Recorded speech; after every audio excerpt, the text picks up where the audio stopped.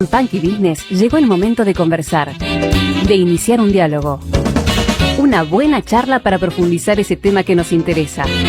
Quédate en línea con Entrevistas en el Aire. El programa de hoy lo tendría que haber hecho un médico, me parece, Tremendo. porque entre un veterinario y un médico, porque estamos muy de salud, Dios mío. muy enfocados en prevenir también, ¿por qué no? Sí. En prevenir un poco, en hablar, en debatir sobre temas de salud. Y ahora nos vamos a involucrar. Antes hablamos de la salud genética o de la medicina relacionada con la salud genética, o con la genética, mejor dicho, y ahora nos vamos a meter con los oculistas. Claro, con con los problemas. oftalmólogos. Exactamente. Oftalmología. Que tiene que ver con el tema de cataratas, que es algo que mencionó justamente recién, que el glaucoma, en realidad mencionó el glaucoma, no mencionó cataratas, Ujú. pero que son como esos problemas que siempre aparecen a la hora de la salud ocular. Estamos en comunicación, ahí se me fue el archivo, perdón. Con doctor Ignacio Ñeco, Sí. especialista en córnea, cirugía refractiva y cataratas de Charles, donde van mis padres, justamente. Yo voy ahí, mi hermano va ahí. Yo empecé a ir ahí por mi hermano, que me dijo, anda ahí. Centro oftalmológico, donde mi madre va prácticamente todas las semanas, con su maculopatía ahí dando vuelta. ¿Cómo le va, Ignacio? ¿Cómo te va, Ignacio? Acá, Cari y Leandro, te saludamos. ¿Qué tal? ¿Qué tal? Un gusto. ¿Cómo Bien. están? No sé si escuchaste la nota anterior, te pongo en un compromiso. No, sinceramente no. Ok. Me desocupé hace muy poquito. Así Perdón, que estoy- perdón. No, porque hablábamos justamente del tema de los análisis genéticos y nos metimos en un debate sobre la preponderancia que tiene eso en el análisis de estudio clínico, etcétera. Pero bueno, que por ahí si te sumabas, te sumábamos. Bueno, ¿sabemos cuánta gente acá en Argentina sufre de cataratas, más o menos? Lo que son los datos a nivel nacional, bueno, lamentablemente como muchos no son muy concluyentes, pero sí te puedo dar un dato acerca de lo que dice la Organización Mundial de la Salud Ujú. a nivel mundial. Sí, se estima que aproximadamente 94 millones de personas en todo el mundo sufren de cataratas. Claro.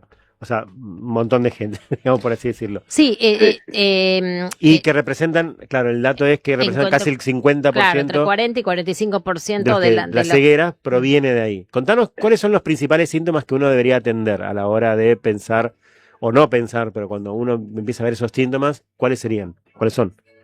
Y relacionado a las cataratas, para empezar hay que entender que es una patología que es fundamentalmente de la edad. ¿Sí? Si Ok. bien hay otras causas, hay varias causas, pero fundamentalmente la catarata se produce como un proceso natural del envejecimiento del cristalino, que es un lente que tenemos dentro del ojo. Mm. Ujú. ¿Y qué conlleva eso? La pérdida de la transparencia del cristalino, lo que genera fundamentalmente es visión borrosa, visión de halos nocturnos o encandilamiento nocturno, necesidad de más luz para poder leer, Mm. disminución de la visión y, bueno, diferentes manifestaciones, como podría ser en algunos casos inclusive el cambio frecuente en la graduación de un anteojo en una persona adulta mayor. ¿Sí? ¿Cuánto es frecuente, Doc? ¿Cuánto es frecuente?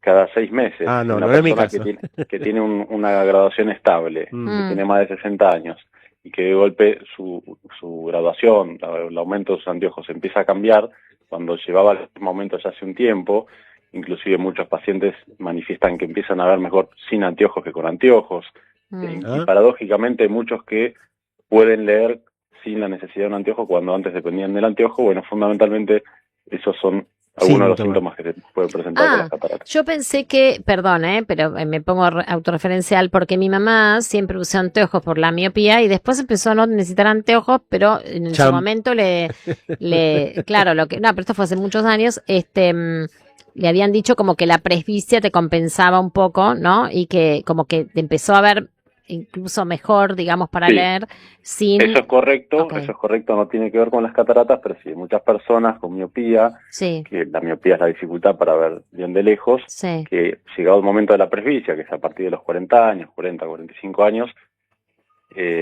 debido a los cambios que va sufriendo el ojo, en algunos casos, obviamente de acuerdo al grado de miopía y demás, puede empezar a revertirse, por así decirlo, esa miopía y que empiezan quizá a ver mejor sin anteojos de lo que antes veían. Claro. Entre, digamos, los síntomas, un poco los enumeramos, pero las enfermedades que pueden provocar o los hábitos que pueden provocar la catarata, estamos leyendo acá que figura algunas que no tenemos y otras que podemos tener riesgo. Una es la diabetes. que acá Sí. en esta mesa no. Tabaquismo, tampoco. En esta mesa tampoco.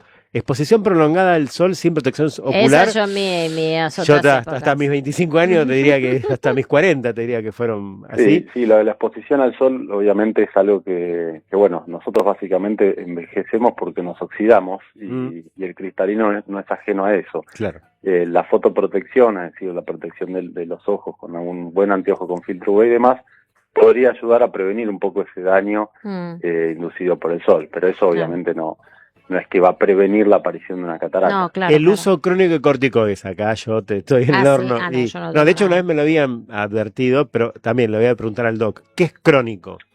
¿Crónico significa todo el tiempo? El uso crónico generalmente habla depende también del tipo de corticoide y la vía Claro. de administración. ¿Sí? No es lo mismo usar un corticoide en gotas que va directamente hacia el ojo, no es lo mismo una persona asmática que depende obviamente de su inhalador, Claro. que está con corticoides y lo tiene que usar durante años. Acá hay también una cuestión a veces de automedicación, ¿no? Mucha gente que utiliza gotas con corticoides simplemente por irritación de los ojos o por molestias, sin conocer quizá los efectos adversos Claro. que eso puede llegar a tener. Ujú. Claro. No, yo quería poner Perdón, un y decía, sí. y antecedentes genéticos, que es lo que hablábamos Sí, en el bloque recién. anterior. Obviamente eso es algo para que tiene importancia en cualquier patología. Es decir, Claro. no se enferma quien quiere, sino quien puede, ¿no? Eso es Claro. algo que hay que tener presente. Sí. Que quería poner un poco en contexto porque el mes de junio es el mes de la concientización sobre cataratas y quizás no hay la suficiente Comunicación. claro, campañas públicas, Difusión, etcétera, sí. claro, como para estar atentos a estos detalles que a veces uno los pasa por alto, o a lo mejor a los ojos uno les da bolilla solamente o cuando le molestan realmente o cuando se tiene que hacer anteojo porque no ve, pero no es que no te lo tomás quizás como una rutina, ¿no? Como la rutina del análisis de sangre anual. No es por año. ¿Ustedes cómo lo ven eso ahí en la clínica, en Charles? Y también, ¿de qué manera la tecnología está ayudando a mejorar todos estos diagnósticos o incluso para hacerlo más fácil para la gente que se acerca a hacerse los estudios y que a veces le huye por, no sé, o porque tiene miedo de hacerse con los ojos o algo por el estilo? El control oftalmológico quizá no está tan instalado, es cierto, en el común de la gente, quizás a diferencia del chequeo clínico, como vos bien decías, la rutina que uno se hace, el laboratorio y demás. Pero bueno, al igual que cualquier otra especialidad en medicina, la clave es la prevención, ¿sí? Entonces sería ideal que cualquier persona mayor a 60 años se haga un control, un chequeo oftalmológico de rutina, una vez al año, no solamente por una cuestión de catarata, sino por otras patologías. Claro. Ustedes hablaron de glaucoma, hablaron de la maculopatía, que bueno, son patologías que pueden ser inclusive más graves, ¿no? Que la catarata, gracias a Dios, es una patología que es reversible y es curable. Claro. Te tomas una pregunta Lo autorreferencial. tenemos a Leandro totalmente hipocondría con este preciso instante, te digo, porque ya lo conozco y se está poniendo un poquito nervioso. Adelante, ¿La Leandro. maculopatía es hereditaria? Y como hablamos recién, Sí. Hay una carga genética importante y considerable, pero eso no significa que Que lo vayas a porque lo tenga tu mamá o tu papá vos lo vayas a tener. No, baja el nivel de ansiedad, Lean. Ya lo veo mañana en Charles, en la primera hora. No, bueno, el otro día estaba del acordando, día. no sabía que venía esta nota, o sea, no sabía que habías gestionado esta nota, y dije, ustedes todavía no fui, estamos a junio y todavía no fui a oculista. Pero no, mi pregunta era anterior, era, Ignacio, cuando decís la revisión anual, ¿qué implica el fondo de ojos? ¿Qué Sí, implica ese exacto. protocolo? Claro. El control de rutina en oftalmología implica un control en el cual se evalúa la agudeza visual, la presión intraocular, obviamente se hace una evaluación a ver si es necesario utilizar algún tipo de anteojo o no, y lo que implica también hacer un fondo de ojos, ¿no? Más el examen físico que implica una revisión en lo que nosotros llamamos la lámpara de hendidura, que es el microscopio que utilizamos para revisar a los pacientes. Es incómodo Con eso solo ya podemos hacer un diagnóstico de un montón de cosas. Claro. Es incómodo cuando salís del fondo de ojo que viste como Que no ves nada. ves una Sí, goma. yo me acuerdo que hace mucho, ahora creo que es distinto, ¿no? Porque hace muchos años, porque por el lugar donde vivía, de haber sido, no sé, en los 90, me acuerdo que fui a hacerme un fondo de ojo y no me di cuenta Te llevaste todo puesto cuando salías.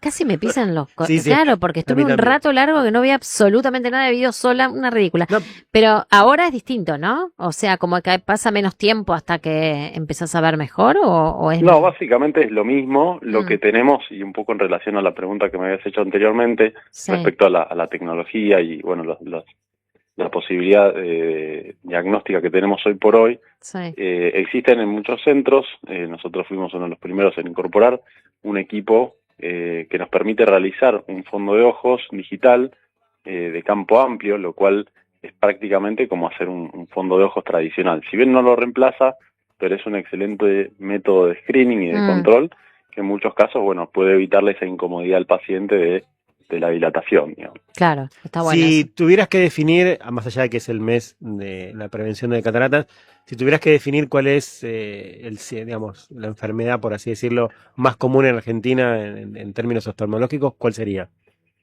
Más Y común. en primer lugar te diría la presbicia, Mm, y en segundo lugar probablemente la catarata. Mira, mm. mira.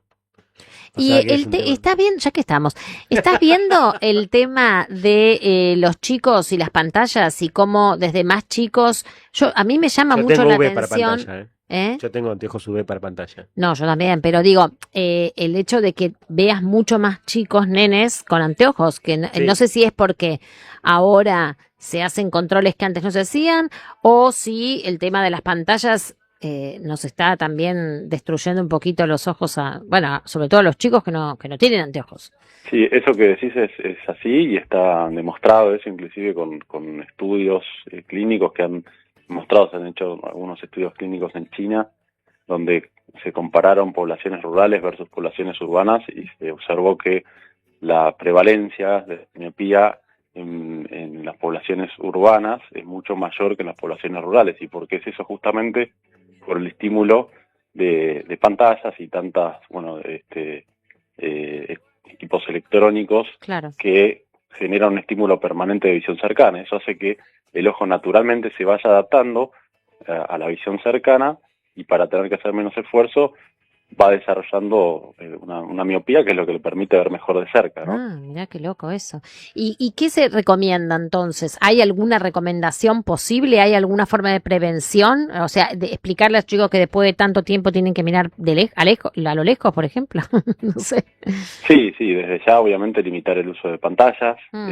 eso es algo que bueno, es bastante difícil, sabemos Sí. el tiempo que corren, pero bueno, obviamente tratar de estimular sobre todo a los chicos que están en su etapa de crecimiento a no tener permanentemente un estímulo visual cercano, Claro. tener descansos después de media hora o después de un rato, tratar de cambiar el foco hacia donde están mirando y mirar hacia otra distancia.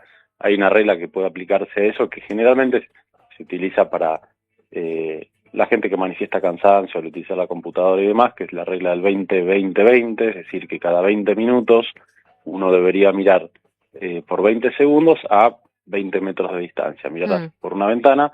Eso ayuda a que se relaje el músculo que genera la acomodación, que es lo que nos permite ver de cerca, y de esa manera es como si estuviéramos elongando los músculos en el gimnasio. Claro, perfecto. Te agradecemos muchísimo la comunicación por meternos en este tema que prácticamente nunca habíamos abordado, así que desde acá te agradecemos mucho y también generamos nuestro aporte para generar conciencia en el mes de... El cuidado ocular en general, ¿no? Así que Bueno. un fuerte abrazo y gracias por esta comunicación. Muchísimas gracias por la comunicación. Ignacio Nieco, especialista en córnea, cirugía refractiva y cataratas del Instituto Charles Centro Oftalmológico. Tenés que ir porque... Sí,